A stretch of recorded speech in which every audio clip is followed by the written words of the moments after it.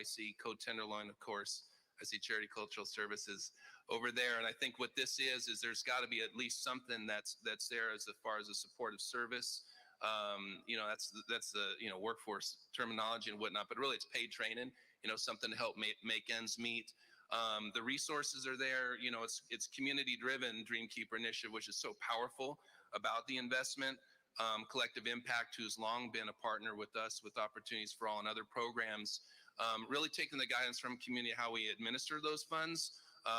It's a lot of resources, but we got to be judicious and wise with those investments, because it is such a powerful tool to have with respect to the unemployment disparities that really face communities of color, and really no other community in San Francisco like the Black community, facing a triple the average unemployment rate for Black San Franciscans. So we know it's doable. We know the resources are there, and we're seeing those early signs of success.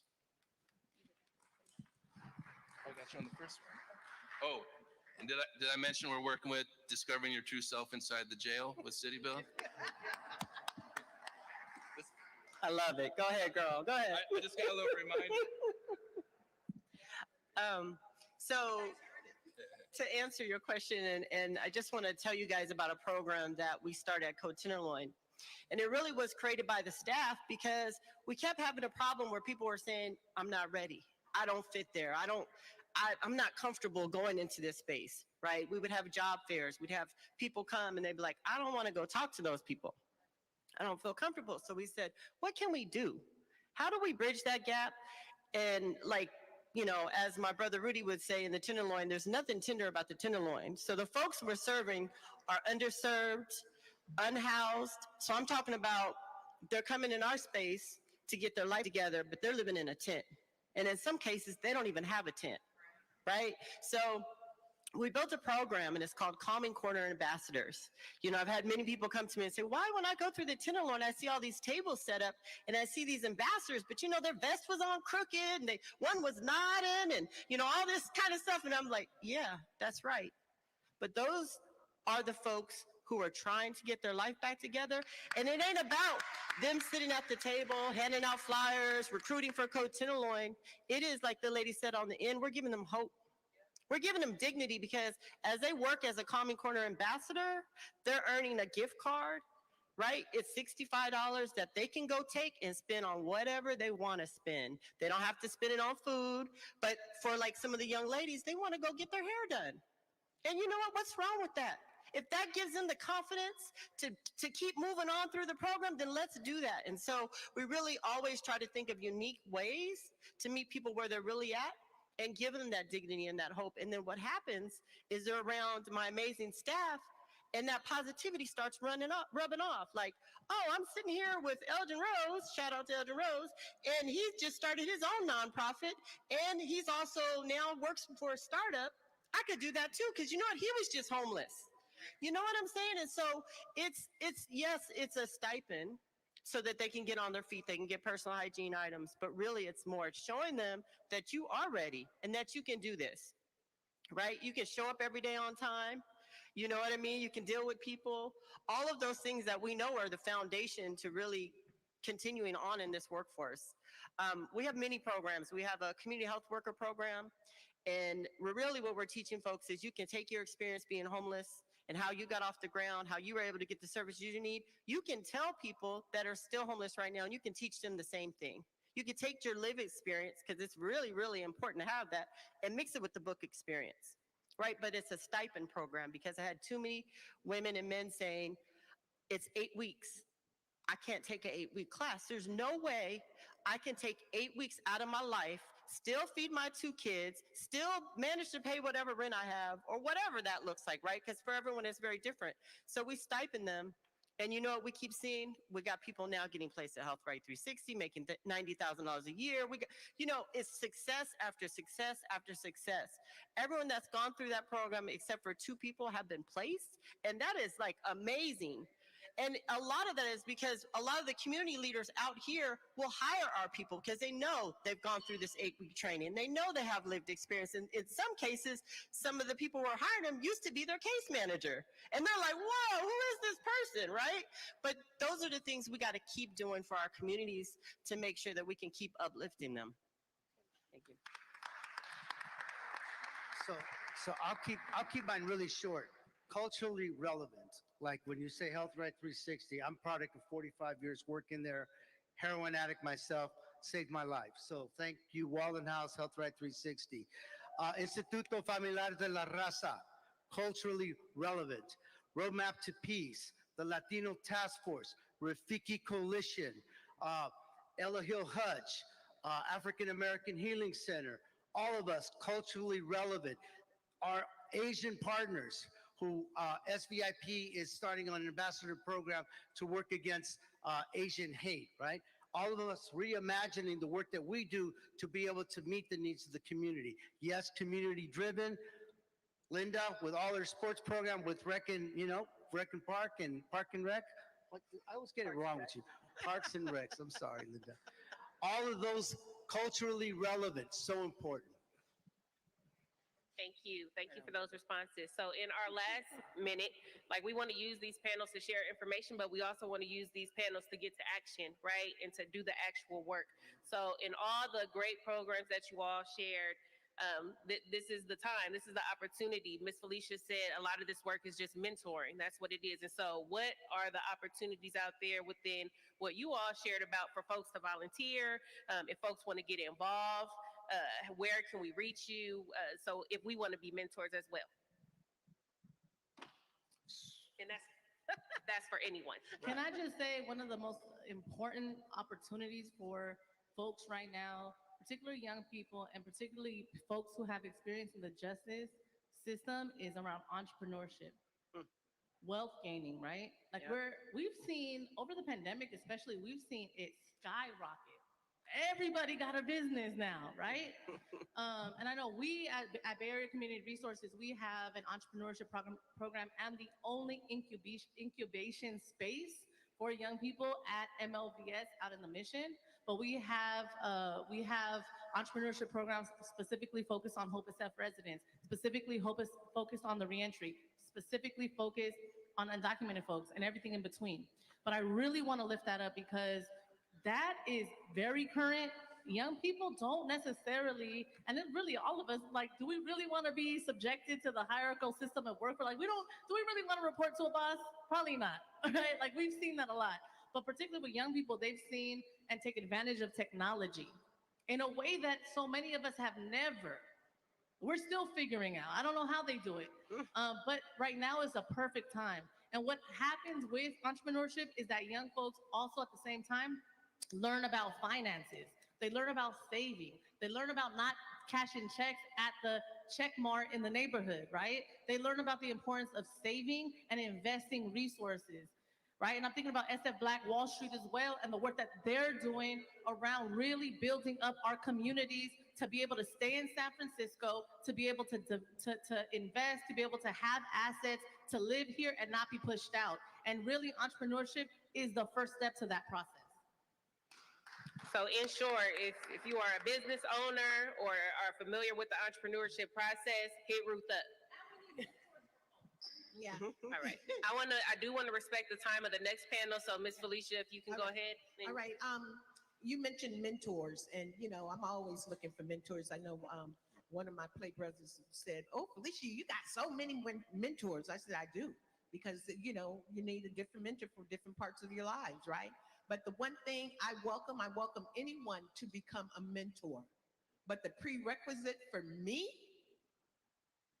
to come and join me in the work that I do, you must mean what you say and say what you mean. That's the only prerequisite I have. Mean what you say and say what you mean. Because folks, you want to hear it again? It says, mean what you say and say what you mean. Because these young people, young men, they have been lied to all their lives.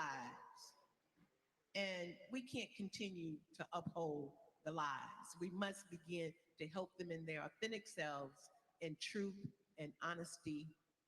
And so, again, I welcome all of you guys to come and work with us on the fellowship, because that's what I'm promoting right now, the DKI Fellowship Program. And so, again, we welcome all of you. And a lot of you have the experience. Nate, you got lots of experience, Fatima, even though you out there doing it, you still got experience. Lynn, you got lots of experience. Lynn's always my girl anyway. So I'm going to leave it at that. Mentoring is so important. Thank you. Thank you. And just real quick on the workforce side, two things to keep in mind to make sure that you know these resources. We stood up a workforce hotline at the start of the pandemic, and we've taken close to 20,000 calls to connect with our staff. I see personally stuff as it comes in. We do referrals and such, so anyone could call 415-701-4817. That's 415-701-4817, 9 to 5 in 6 different languages. We're also up at MLVS, Mission Language Vocational School, 701 Alabama, to support the community-led hub there. I know there's ways to get connected here. Last just shout outs. I don't know if Drew Jackson's still here and the amazing work he does at Loctite. And thank you to a lifetime of service to Mr. James Spangola. I'm talking about Uncle Stank. I second that, Uncle Stank.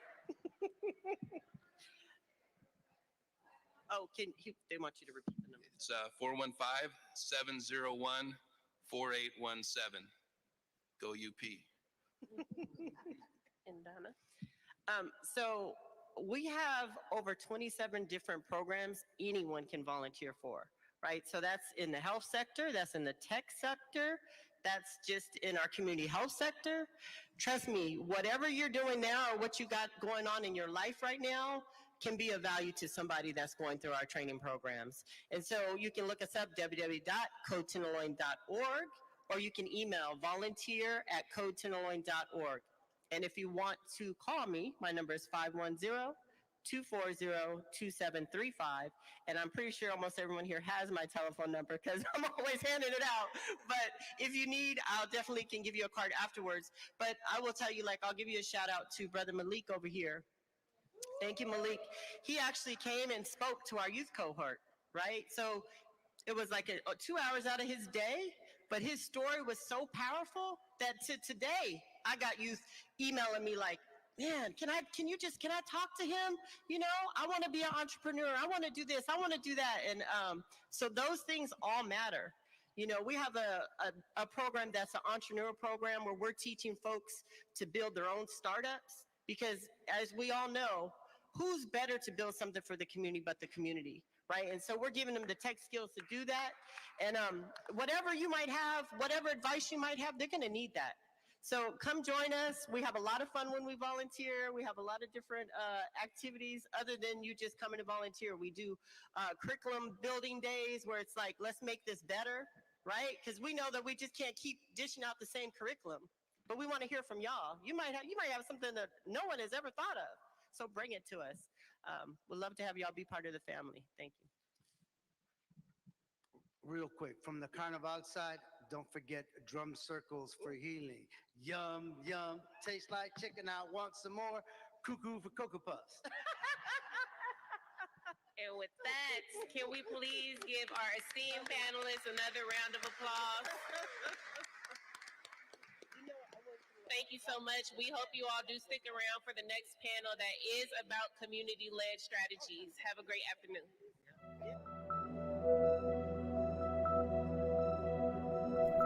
You're watching Clari-T Media. Out of chaos comes clarity.